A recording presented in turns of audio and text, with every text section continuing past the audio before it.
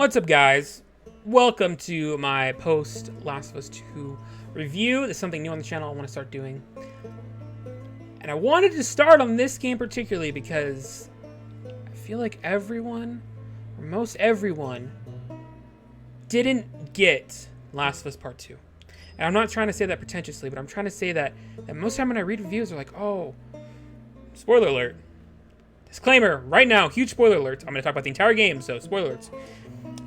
I feel like most people miss the point. They're like, oh, Joel shouldn't have died, and Abby should have been killed at the end if you're going to kill Joel, right? And they're like, it should have been a revenge story. Abby's whole part was worthless. We didn't even need it. It was just filler. It was fodder. It wasted the second half of the game. You could have cut down all of that, and it would have been a much better game, and Abby should have died, and blah, blah, blah, blah, blah. And that would have, all that sentiment would be true if this was a revenge story. But this entire story, I think, is an anti-revenge story. It's trying to teach why sometimes forgiveness is the better option. Now, hear me out on this. Let me just throw an alternative universe at you. Imagine if Abby's story was the first one you know. And when you first see one of her flashbacks of her, out in the wilderness with her father, and they rescue the zebra, they see the huge view of Salt Lake, and they see the hospital. Imagine if that's your first glance into the Last of Us universe. And you start with Abby. And then you see your father get killed. And then over the next 4 years, you start having those flashbacks, those things you see where she's talking to Owen. She's like, Owen, I can't let go. I gotta hunt him down. I gotta go find him. And then Owen's like, no, we can't. Trying to stop her and trying to disagree with her. And then finally they all agree. And they're like, all right, Abby, we'll help you. We'll get you what you want. But it's obviously not what they want. And so it puts them all into danger because it gives Ellie all over their faces. And you finally get there and you realize, like, oh, Joel is the bad guy. Joel murdered all of this hospital. He took the only hope of a cure. He's not a good man. And so you finally get revenge on him. And the rest of the story is you defending yourself against the people who came because you got revenge. And imagine that story. And that's kind of what it is. And then add that to the Ellie side of it. You start seeing all these parallels. And this cycle that just keeps continuing, this universal cycle of hate, and revenge, and vengeance, and I gotta get justice, and all this stuff, because Joel killed Abby's father, so that Abby retaliated by killing Joel, so that Ellie retaliated by trying to kill Abby, and in the process killed all of her friends, and then Abby kills some of Ellie's friends on the way back, like Jesse, again, until finally Abby is at peace and forgives her. But what Ellie can't let go. She has yet to forgive, and so she keeps getting haunted. And you see in the barn when she's at home with Dina, and you see them at the barn, and all is happy, and also she has a PTSD flashback. The whole rattles, and then she sees the rattling, and then it gets her into seeing Joel's death again. And you see these two parallels of what happened, because you see when the flashbacks of Abby, what do you see walking on the hallway? You see her walking on the big hallway 3 times, I think. First time is what actually happened. She finds her dad dead. Second time is a nightmare with, people being hung and, like, kind of the Seraphite stuff. And then the third time is she sees her dad smiling. And when she sees her dad smiling, it's because she finally learned to forgive. She's finally at peace with it. And you see that's why she's able to forgive. Lev comes in and says, hey, it's not worth it. And she goes, you're right. Ellie doesn't have the moment till the very, very end. But what do you see when she does it? You see Joel not disgruntled and beat up and disfigured like you have the entire game. Every time she flashback to Joel, it's about him being beaten up. No, what do you see? You see him playing guitar, smiling, happy. And that's when she's able to let go. And that's why she didn't kill Abby. Because that's the story they're trying to show, is there's 2 sides to every story. And there shouldn't be a revenge arc all of the time. Even the subplot of Isaac and attacking the Seraphites. Similar message. Because what did it cost Isaac? Everything. He burned down the entire Seraphite haven. And a lot of his own soldiers died. You see in the process of you escaping that island, a lot of people died. On both sides. And for what? What did it... Because different ideology? They don't agree with one another? And sure, if you want to have the warriors fight and they've killed a lot of people, but what about the innocent farmhands? The women and the children? What about them? And you see a lot gets lost in the wake of hatred. And I think that's a parallel to our day.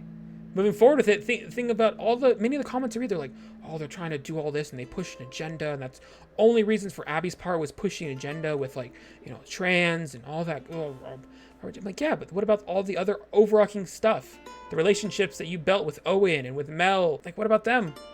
And he realized, like, Mel ends up hating you because a little bit of what happened when you killed Joel, a little bit because maybe she knows that you and Owen are still hanging out, but whatever it is, like, you see the characters develop and start growing, and even Nora, who's like gets tortured in a basement by Ellie. Like, you start to see all these things, like, it's not a good thing. Only time both characters are ever at peace is when they let go. And I feel like if you're gonna talk about narrative being pushed, that's the narrative being pushed. Forgiveness is better. Hatred is not okay. You shouldn't do it. It causes you to lose a lot of stuff. Because what happened to Ellie when she finally went back to Santa Barbara, all the way on the west? She came back, what did she lose? She only lost Dina. She lost a relationship with JJ. You know, they completely moved out of the house. All of Ellie's stuff is in the corner. And even worse, she lost 2 of her fingers. So now one of the few things she had connection with Joel with, she even lost that because she can no longer play guitar for the most part. When you heard it, you could hear the notes just sounding wrong and off because she doesn't have those 2 fingers to hit down the frets. And that's the game that I played. If you disagree with that, let me know why. But if you just look closely enough and listen to the story and hear what these people are actually saying, Abby even says it. You killed my friends. This is We let you both live. And you wasted it. Because you couldn't let go. You wasted that. And even at the end, Abby realizes that. She realizes the cycle is going to keep continuing unless she stops it. And she doesn't want to fight. She says, no, I'm not doing with this. I'm not doing this right now with you, Ellie. He's not a part of this. Until Ellie threatens Lev, and that's when she fights back. I made him a part of this. And this whole game just keeps happening because this cycle keeps getting perpetuated. And it's up to us to stop it. In humanity, we need to learn to work together.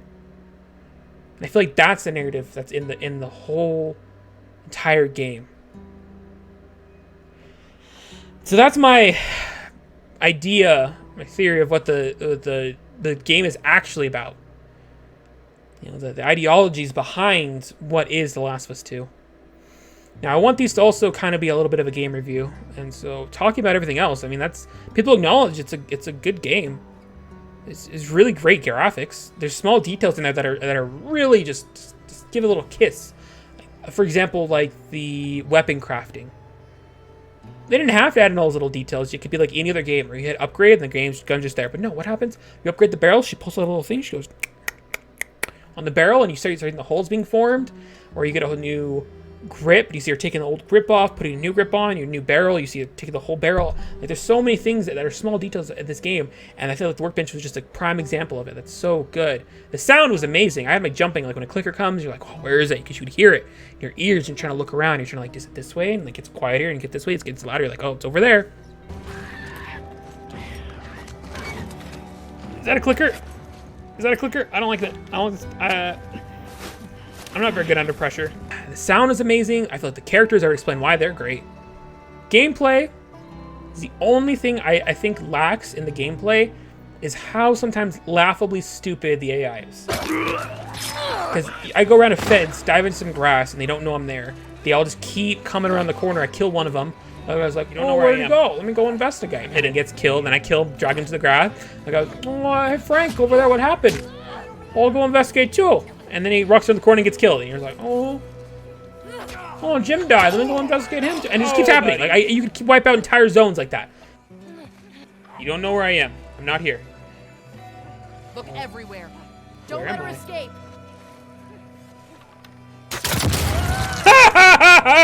Just throw a bottle, wait for people to come, and just kill them. I mean, that's it. But the exploration, I feel like, was amazing. Finding the old notes and reading what they have to say about, like, and you start reading into the Seraphites and realize, like, a lot of them are just trying to get by. And then a lot of the Wolf side is just trying to get by. And most people don't agree with the war. Or if they are agreeing with the war, they're just like, I just want them to stop. Or you read old survivors of, like, original people when the outbreak happened. And you're like, man, the outbreak sucked. And all this world building happens. World building is great. And the relationships between Ellie and Dina. And you see with Abby and Owen and Mel and that love triangle that happens. And you start seeing Abby open a lot to Lev. Spiteful. Why do you repeat whenever I'm wrong? Because it makes me feel better. And because it happens so rarely. And you see that relationship start building, and like all these things just start like they're there and they're real and they're palpable. And so overall, Last of Us 2 is a Game of the Year contender. This told a story and gave a message that most people miss, but it's there if you want to look for it and see like, oh, there's more to it. But that's my 2 cents on the issue. Do you agree with that? Do you think I'm completely off base, or do you start to see, kind of understand what I'm getting at here? Let me know what you think in the comments. And if you like the video, give it a little like and stick around. Maybe subscribe. Ring the bell at the bottom. You know, I'm gonna keep playing games. That's what we do this channel. And this post video after me playing a game is gonna be pretty typical. Maybe not have the huge rant Last of Us 2 has, but that's kind of what inspired me to do this. Is realizing there's more to it, and I wanted to discuss it. So I hope you enjoyed it. I hope you maybe you learned something from this, and maybe you'll play Last of Us 2 with a different eye. Most importantly, I just hope that you have a wonderful day, a wonderful week, and a wonderful life. And we'll see you next time.